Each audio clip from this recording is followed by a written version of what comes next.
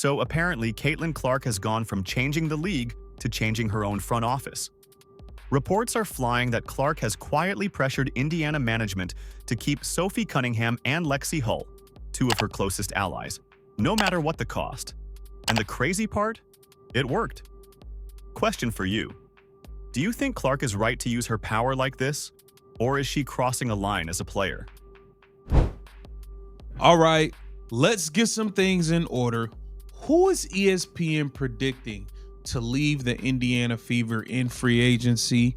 Who are they predicting to leave all of these teams? This is the most free agents in WNBA history. Everybody is trying to cash in on this new CBA. We got to figure out who is about to be leaving Caitlin Clark and the Indiana Fever, along with some of the other teams. I think there are a few players that are going to be demanding. Let's start with the shock that blew up social media this week. It's very uncertain for the entire league in general, but you're a free agent for the first time. Have you thought about what free agency might look like for you if you'd like to be back? Yeah, I mean, I'm a restricted free agent, so I think that changes things a little bit, but I've loved my years here in Indiana. So obviously with a lot of uncertainty, you don't know what's to come, but I've built a life here, and I love this franchise. I love the people, I love the fans, so we'll see what comes. Elliot? For weeks, we've heard that Lexie Hull was done in Indiana. Tearful goodbyes, farewell posts, and rumors that she'd already started packing for another team. Well, turns out that story was a complete fiction built on half quotes and clickbait. Because now we know Caitlin Clark stepped in and made sure Lexie Hull and Sophie Cunningham weren't going anywhere. Multiple sources say Clark went to Fever management and made it clear. These two are off limits. She wants them back, she wants stability, and she wants the people she trusts on the floor with her next season. And you know what? She's not wrong. Let's be honest, Clark's second year is the make or break for this franchise. The Fever went from bottom feeders to a semi-final team largely because of her impact and the chemistry she built with players like Lexie and Sophie. You can see it on the court. Every time Clark drives and kicks to Hull for a corner three, or Sophie crashes the glass for a putback, it feels natural. That's chemistry you can't buy at free agency prices. But the media twisted it into a soap opera because Caitlin Clark saves friends from being cut, sells better than Fever exercise restricted free agent rights like every other team. So let's clear the confusion. Lexie Hull is a restricted free agent. That means Indiana controls her future. They can match any offer sheet another team throws her way. She never said goodbye. She said she was unsure. Because that's what every player says before negotiations start. But what changed everything was Caitlin Clark's reaction. She went public on Lexie's post and commented just 3 words. "So proud of you." That wasn't a goodbye. That was a signal. A subtle way of saying, "I got you." And trust me, Indiana's front office saw it. Because if Clark backs someone publicly, you better believe the ownership takes notes. This isn't 2023 anymore. Caitlin Clark isn't just a player, she's a brand worth millions. Her voice matters as much as the coaches board. Now let's talk about why this actually matters. Sophie Cunningham and Lexie Hull aren't the highest scoring players on the roster, but they are the ones who bring edge and loyalty.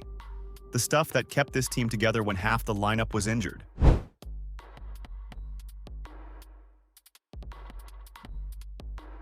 When Clark went down late in the season, Sophie was the first one to step up in press conferences, defending her and keeping the locker room calm. When Lexie had a rough shooting night, Clark kept feeding her the ball until she hit. That's trust you can't fake. So why would Indiana even risk losing them? Money. Simple as that. The Fever are about to enter an off-season where half their bench hits free agency and the salary cap is tight. They can't pay everyone. But they also can't afford to upset the player who brought their franchise back from irrelevance. And that's the power of Caitlin Clark. If she wants someone protected, the team listens. Period. This is the same franchise that used to make decisions based on analytics and long-term plans. Now they make them based on what keeps number. 22 happy. And honestly, that's not even a bad thing. When you have a generational player who fills stadiums, sells jerseys, and gets national TV slots, you build around her vision. Not because she's demanding it, but because she's earned it. Let's not forget, the Fever were a mess before she arrived. They didn't just need a point guard. They needed a leader with a fan base that could force management to care again. Clark brought that. So when she pulls management aside and says, "I want Sophie and Lexie back," it's not just a player making a request. It's a movement. And for anyone who thinks she's overstepping, here's the truth. This happens everywhere. Superstars influence rosters. LeBron James does it. Steph Curry does it. A.J. Wilson does it. If you're the reason the lights stay on, you get a say in who's on your team. The difference is that Caitlin Clark is doing it younger and faster than anyone else in WNBA history. Now, here's where the story gets even spicier. According to multiple insiders, the Fever had already planned to cut costs this offseason by not matching Lexie's next contract offer. They were expecting her to get bids from other teams who saw her as a defensive specialist off the bench. But once Clark's camp heard that, everything changed. Suddenly, management was reviewing options. Then came the media storm. Rumors of Clark's private meeting with GM Amber Cox, discussions about player chemistry, and talk of her core preferences. And a week later, the tone shifted.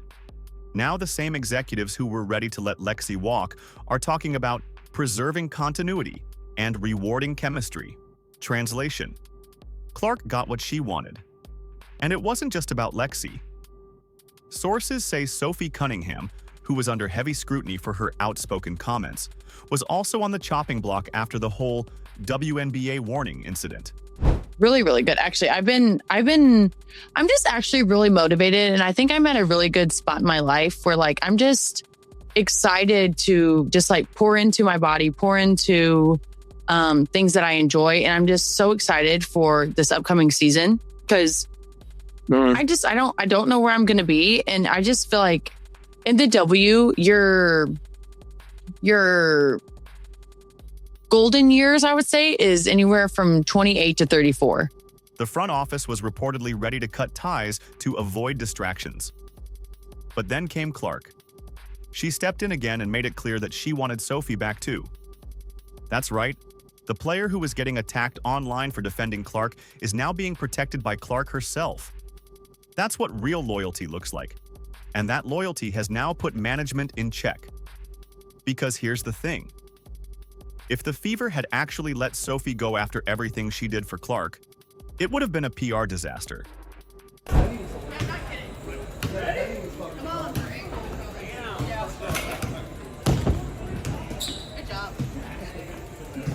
Fans would have seen it as a betrayal. You can't let go of the one player who physically stepped up to protect your franchise star during on-court chaos. That's not how you build trust with your fan base. So Clark's move wasn't just smart, it was necessary. She saved the Fever from their own bad decision-making and from another round of media backlash. Because let's be real, this team doesn't need more negative headlines. It needs stability, consistency, and the kind of locker room energy that keeps players focused on winning instead of drama. And the chemistry between Clark, Sophie, and Lexie is exactly that. They balance each other out. Clark's fire, Sophie's fearlessness, Lexie's calm defense. That mix is why they were able to punch above their weight all season. So no, this isn't about friendship or favorites. It's about winning, and Caitlin Clark knows exactly what it takes to win. Now here's where things get even more interesting. What Caitlin Clark just pulled off isn't just about saving teammates, it's a statement to the entire WNBA. She basically said, "If you want to win with me, you protect my circle." And that message hit hard across the league. Because make no mistake, this wasn't some small locker room request. This was a full-on power move. Clark is now at the point where her voice carries more weight than half the boardroom combined. Every decision Indiana makes from here on out, trades, signings, marketing, goes through one question. How does this affect Caitlin? And honestly, that's how it should be. You don't treat a generational player like a random roster piece.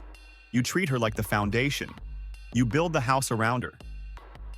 And that's what this move proves. Clark is now the architect of Indiana's future. Now, let's be real. When people first heard that she had stepped in to save Sophie and Lexie, half the internet freaked out. Some said it was favoritism. Others said she was being too controlling. But here's the thing. Those same critics forget how much chaos this team went through last season. Half the roster was in and out with injuries. The media was a circus. The league had her under a microscope 24/7. She got hammered on court, booed on the road, and still kept showing up dropping threes and dragging her team into the playoffs.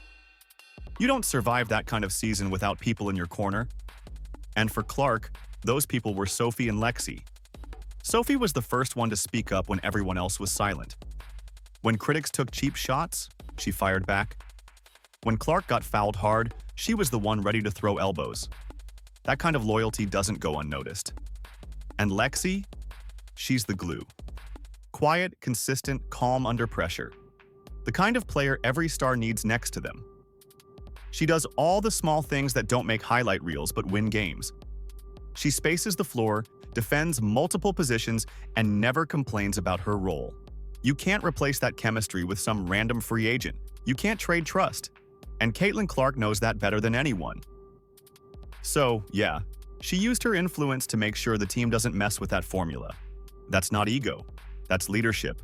And if Indiana's smart, they'll take the hint. Because let's be honest, the Fever have been historically bad at keeping momentum. They'll make progress one season, then blow it up the next. Clark's move forces them to break that habit. By backing Sophie and Lexie, she's saying, stop rebuilding every 6 months. Start building something that lasts. And that's exactly what championship teams do. Now, there's another layer to this story that the media hasn't talked about enough: the timing.